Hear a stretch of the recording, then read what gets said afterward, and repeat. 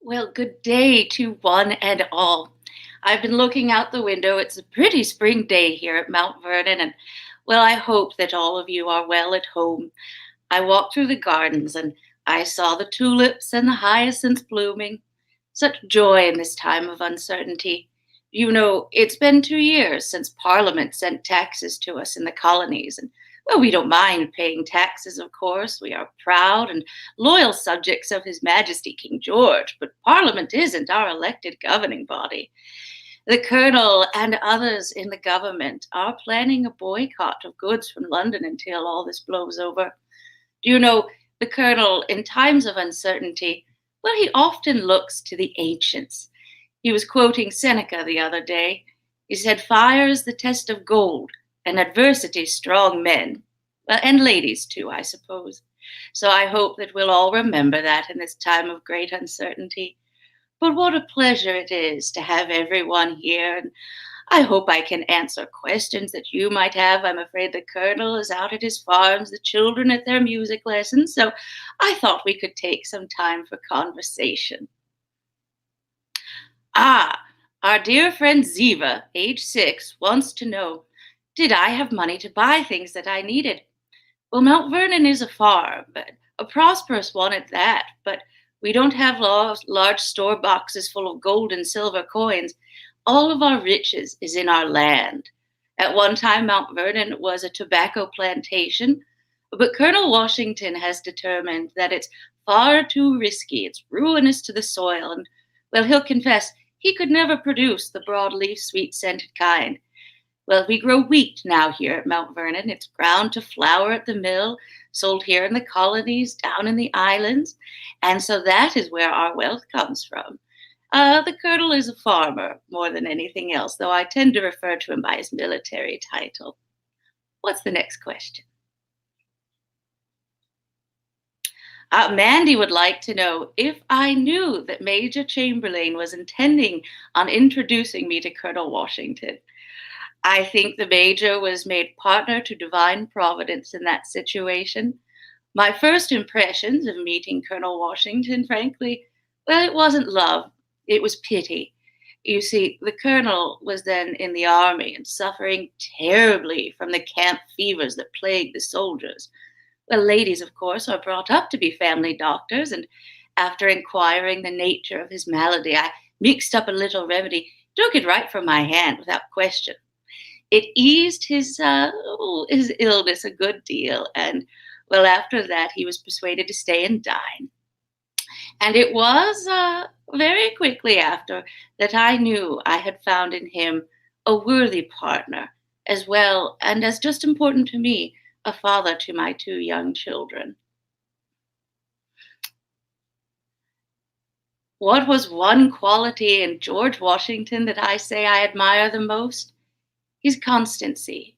When the Colonel gives you his word, you can trust in it always. He was brought up by his dear mother in all of the virtues, uh, honesty, integrity, humility, service, duty.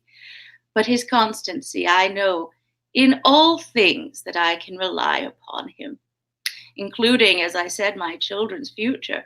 He has these 10 years he and I have been married, managed the estate my children will one day inherit. And I knew I could trust him with that. Aaron, age 9, wants to know, what is it like living with George Washington? Well, we have a very happy home here at Mount Vernon. It was 3 months after we married before I ever saw the place, but he had told me what it was like, and on our arrival, I knew he had told the truth, that no estate in all America is more pleasantly situated. And we have busy lives. I rise at 5 o'clock each morning and go to my duties, beginning in the kitchen. The Colonel rises about 4 o'clock and attends to his correspondence before breakfast. Then he rides out to his farms. In the mornings, I oversee all of the work of our housemaids, Molly and Sal. The doll, the cook, will accompany me into the cellar, into the smokehouse, gathering everything we'll need to prepare that main meal for the day. I oversee the washing, the spinning, the weaving. And of course, I have my son and daughter. Jackie is generally away at school, but Patsy is 12 now. She'll be 13 in a few weeks. And she has her studies, her music and dancing, but also history and French and grammar. So we have busy days. I generally will see the Colonel when he returns about 2:30 in the afternoon. He'll wash and change for dinner, which is served at 3. Oh, forgive me, friends. And we sit to dine at 3 o'clock, as I mentioned. Now, in the evenings, we enjoy music. We play at cards and dice. We, of course, enjoy dancing. And even now, Colonel Washington and I are nearing 2 score. That is, Aaron, we're almost 40. He's still the finest dancer in Virginia. But Mount Vernon is a farm, and we keep farmers' hours. At 9 o'clock, the Colonel takes his candle up. I go with him, but only after I've gone to the kitchen to check that the next day's baking is being prepared. Mother told me that you only need to do 3 things and you'll have a happy life. Keep yourself busy as a bee, cheerful as a cricket, and steady as a clock. So I hope you'll remember that too, my dear. What is the next question we have?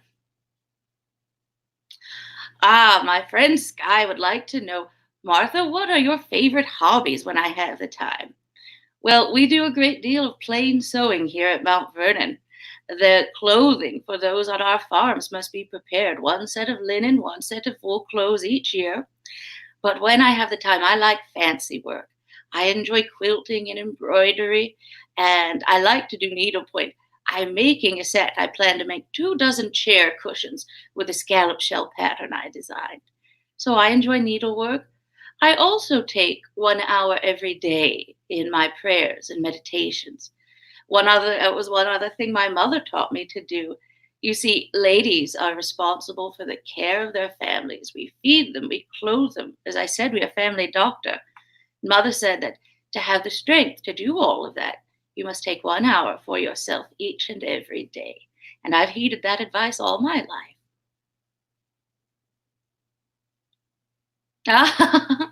Mandy would like to know that John Custis was not keen on me. It's true. When Daniel first told his father he wanted to pay me court, well, his father shouted that he would rather see his silver thrown in the street than be given to that Dandridge girl. And I remember thinking, how do you make yourself agreeable to another person?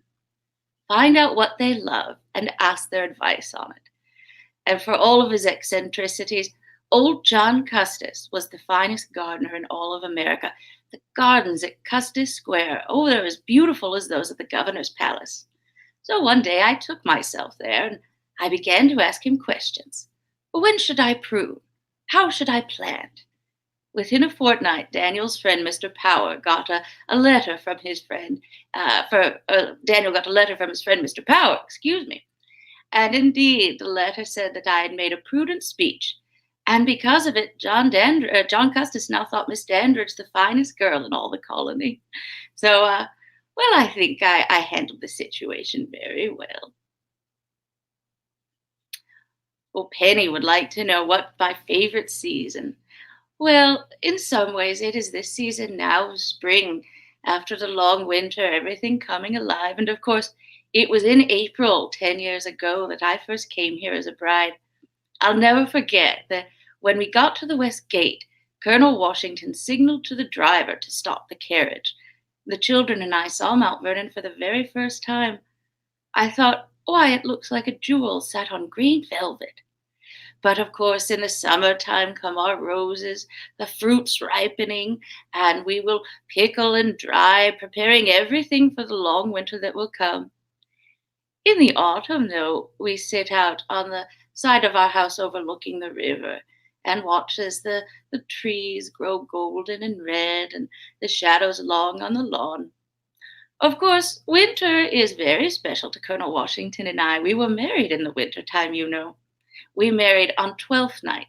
That's the 6th of January, the last of the 12 days of Christmas. And oh, I shall never forget it. Hard to believe it was 10 years ago.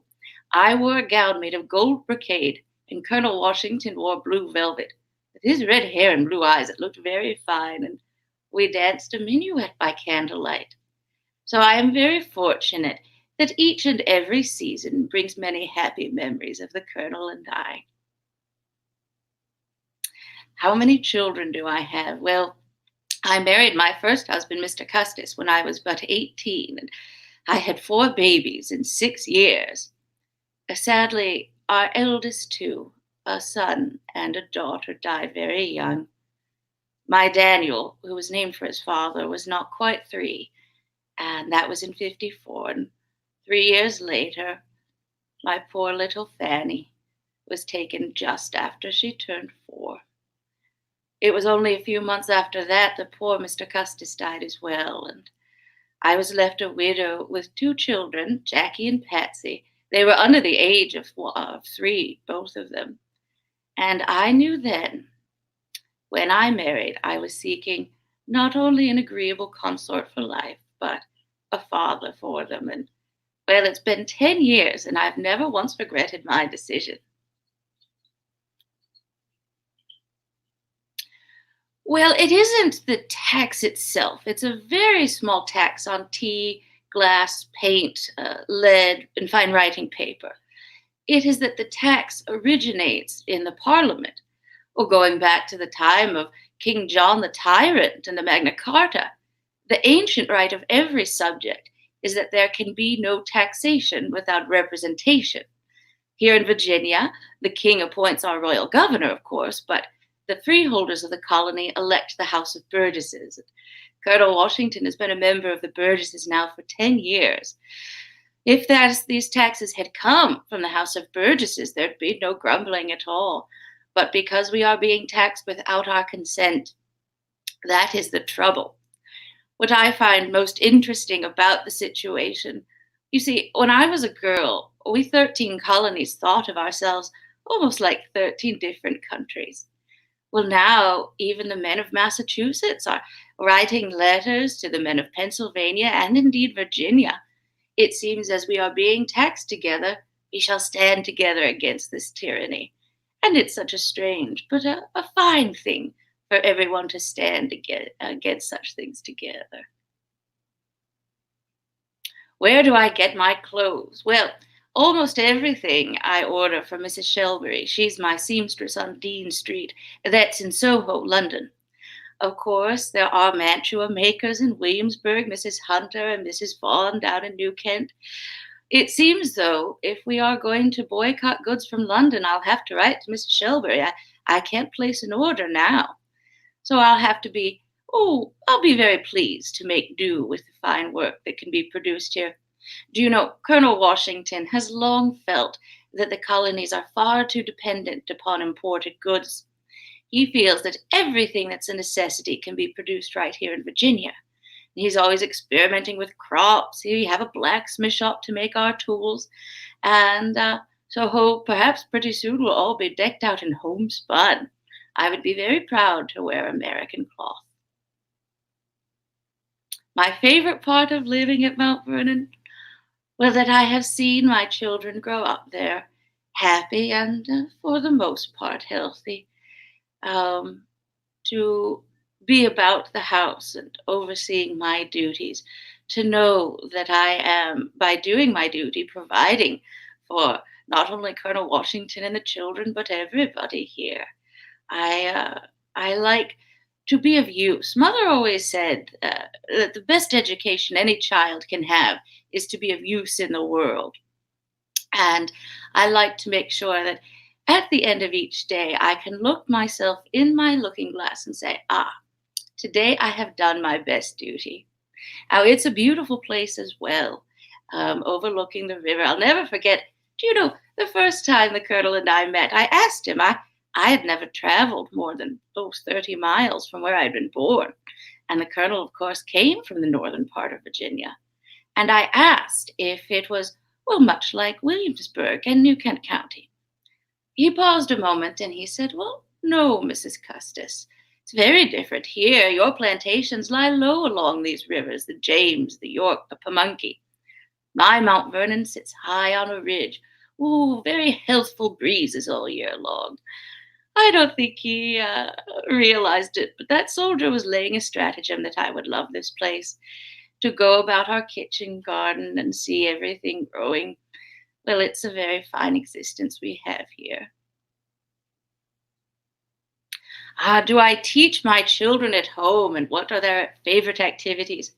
When they were very young, still in the nursery, I had the alphabet blocks. I read the stories of Aesop to them. Once they came out of the nursery, however, we were able to provide them with a tutor, Mr. McGowan. He's still teaching Patsy at home. My son is at a school run by the Reverend Boucher down in Caroline County, not terribly far from Fredericksburg. He's being instructed in Latin and Greek and rhetoric, and well, that is to prepare him to go to college. It's a very different education, than Colonel Washington had. He had to leave off his schooling when his father died for the most part. He was helping his mother, looking after his younger sister and brothers, but he continued to teach himself. Our Patsy loves her music lessons. She plays the spinet harpsichord, and when she is in good health, plays and sings for hours and hours. My son Jackie, I'm afraid, used to run away from his tutor. We got a letter from Reverend Boucher in the autumn. The Reverend wrote that perhaps my son had not been formed to be a scholar. So voluptuous and indolent a personage must have been destined for a prince. And the colonel had some strong words with Jackie, and he is much improved. He enjoys riding to hounds alongside Colonel Washington and spends most of his pocket money in Alexandria or seeing the sleight of hand. How old are my children? Well, my son is 14, and he'll be 15 in November. That's hard to believe. Patsy is 12, and she'll be 13 at the end of next month. It's very hard when they grow up. They're your little babies for so long, and almost imperceptibly overnight, they've become a young man and woman. And well, I'm very pleased, though they'll always be my little ones. When did we buy Mount Vernon? Do you know the land has been in the Washington family for almost 100 years? It was in the year 1674 that Colonel Washington's great grandfather was given the land by King Charles II. And it passed down in the family. It was the colonel's father who built the first part of the house. The property was then known as Little Hunting Creek. And his father and the family lived there for a little while when the colonel was a baby before they moved to Fredericksburg. Lawrence, the colonel's dear elder brother, came into the property as a young man, and he changed the name. Lawrence served during the War of Jenkins' Ear. He sailed under Admiral Edward Vernon, and it was Lawrence that gave the house its name. He called it Mount Vernon after that gentleman. Sadly, Lawrence died quite young of the family malady, the wasting illness in the lungs. The first 2 years the colonel and I were married, we were renting the property from Lawrence's widow. Again, Anne died without issue, and that was when the colonel came into the property clear title. So when you do come and visit our beloved home, know that it's been in the Washington family a very long time. What is my favorite room in the house? Well, I had talked about Patsy and how she loves to sing and play when she has the health for it. My dear girl suffers from what the physicians call the falling sickness. Without warning, her body is overcome by spasms and fits and seizures. And we have tried every medicine, every doctor has examined her, and I am hopeful that we will find some cure to rid this malady from her. But when she is in health, she sings and plays. Wherever I hear her music coming from, that is my favorite room in the house. For that I know she has the health and the strength to do that. Oh, what kind of animals are raised at Mount Vernon? Well, again, we are a farm, and we have cattle, we have dairy cattle, we have beef cattle, we have oxen. They're the kind of cattle that pull plows and wagons. We have a good many horses, some for work, some to pull the carriage, and of course the colonel's favorite sport is riding the hounds. He breeds the hunting dogs, and they'll be off for hours in the wilderness chasing out the foxes. And we have a great many hogs. They roam in the wilderness. They can fend for themselves.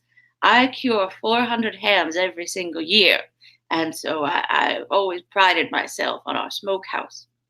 We also have sheep. Again, Very useful animal. The wool for clothing, the meat for mutton, and, well, the Colonel uses them in his farming.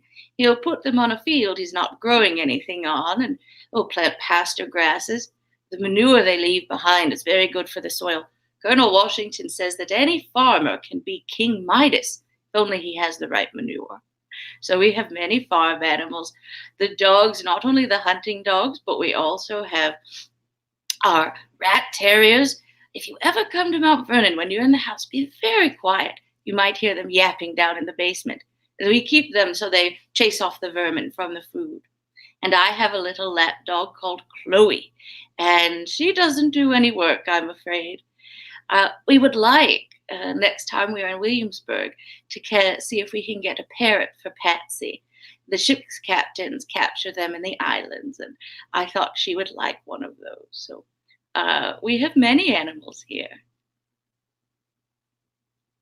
Aria would like to know what is my favorite food. Well, again, I pride myself on the quality of my hams, but my favorite thing in the late spring is when the asparagus grows.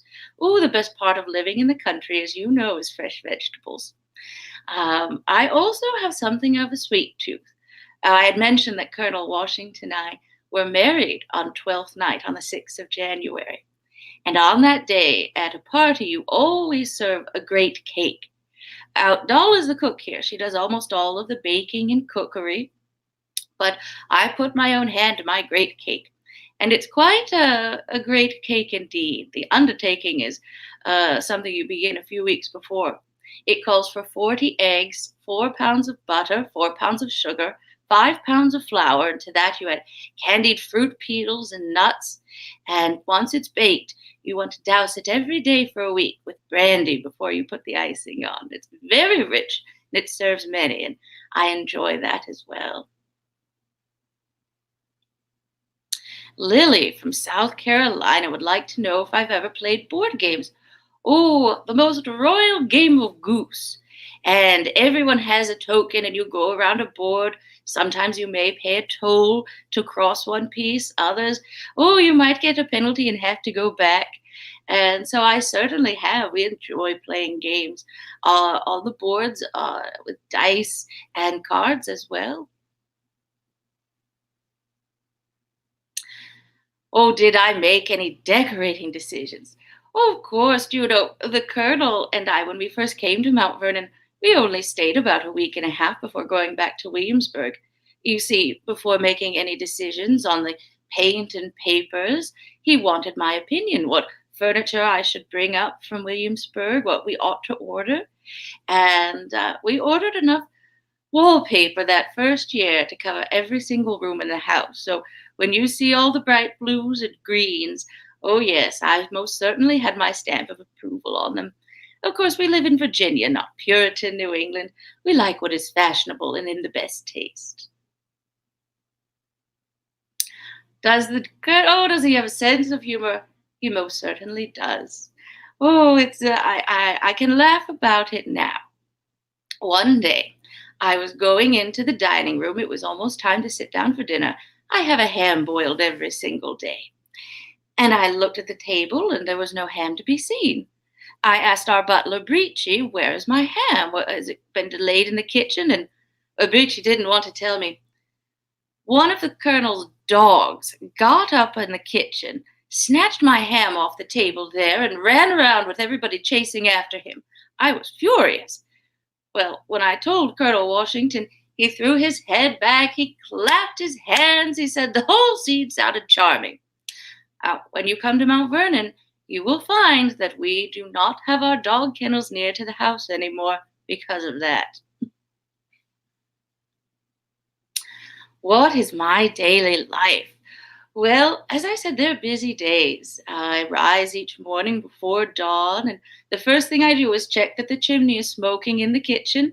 Doll, as our cook, rises at 4 to build up the fires and heat up the bread oven. We bake fresh bread every single day. And then after breakfast, which is served at 7, I go to the wash house, to the spinning house, down to the cellar. I consult with the gardeners for the kitchen garden. You see, I'm responsible for everything here in and about our home. I take, as I said, 1 hour for my prayers and devotions. And once the maids have finished cleaning all the rooms, and that's a great deal of work, they empty chamber pots, sweep out the fire grates, and lay new fires. Oh, they wash the windows, sand the floors, polish the furniture. But the maids, Molly and Sal, are also skilled seamstresses. And we'll spend most of the late morning into the early afternoon sewing up the clothes that's used out at our farms. The fabric is almost all produced here, the wool from the sheep, linen from flax that we grow. And that will take us up to when I prepare to invite our company to sit down and dine. You see, as lady of the household, I don't just determine what's served on table. I sit at the head of the table, I dish everyone up, and I carve. So they are full and busy days, but they are contented ones. Do I have any friends that I like to hang out with?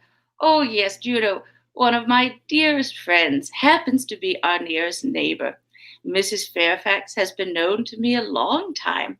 Why, we are near in age, and we both grew up just outside of Williamsburg. In fact, her sister's husband, Mr. Nicholas, was a good advisor to me during my widowhood. And so now to have Mrs. Fairfax just 3 miles from Mount Vernon is it's a great happiness. Betsy Ramsey in Alexandria is another particular favorite. We go and visit her when we are in town to see the Carlyles or perhaps when we attend a ball. Fairfax County is a very sociable kind of place, and I enjoy all of my dear friends. My most distant trip, I wager that would be out into the Shenandoah. Last year, Colonel Washington and I took the waters in the western part of Virginia, known as the Warm Springs. It's a rustic place, took a long time to get there, but the waters are said to have healing properties. In fact, this summer we plan to take Patsy there as well for her own health. It's a pretty place situated at the base of a mountain, and the water's very refreshing. But that was a very long journey. Mostly I stay at home. We go to Williamsburg, usually twice a year. I've never been any farther north than Alexandria, which is 8 miles north of Mount Vernon. What do we do for fun? Well, I enjoy needlework, but I also like reading. I mentioned my devotional works, but I am also quite fond of novels. We have read The Vicar of Wakefield. Colonel Washington has just got the history, Mr. Stern's history of Tristram Shandy for us to read together. I still do a bit of writing, and I like to hear my children recite their lessons and perform their music. I mentioned Patsy plays the harpsichord. My son plays the violin, and to have them prepare an evening's musicale for their mamma is something I enjoy a great deal. My favorite flower in the garden, they would have to be the roses. I transplanted some from my mother's garden here at Mount Vernon, and they come out in the month of May. It's a very happy sign. I like roses, but all flowers are beautiful.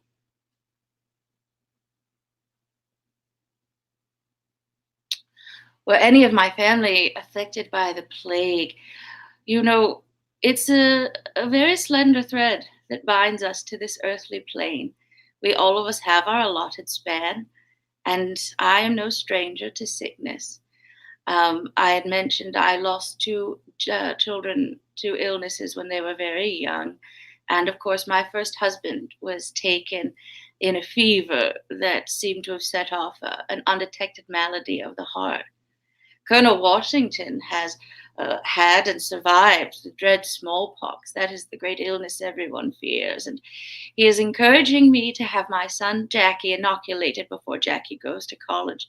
You see, once you have got the smallpox, either the natural way or by inoculation, if you survive, you'll never have to worry about it again.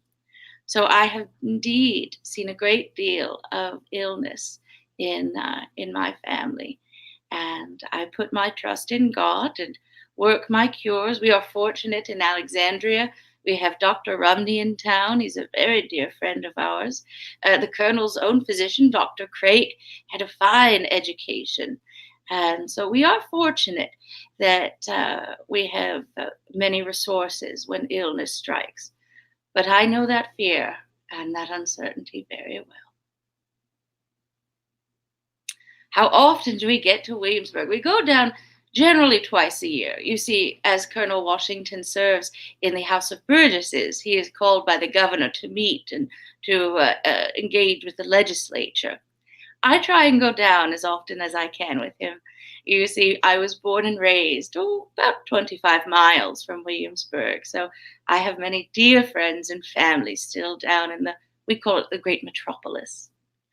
I'm afraid I've only time for a few more questions. There's still a great deal to be done today, but perhaps we can answer one or two more. My favorite gospel.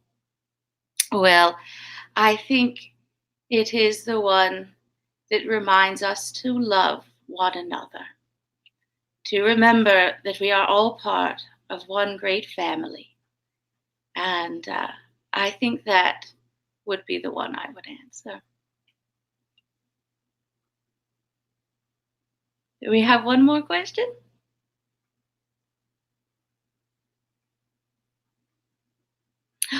Bella, who is 10 years old, quite a young lady, would like to, she enjoys cooking and wants to know if I enjoy cooking too.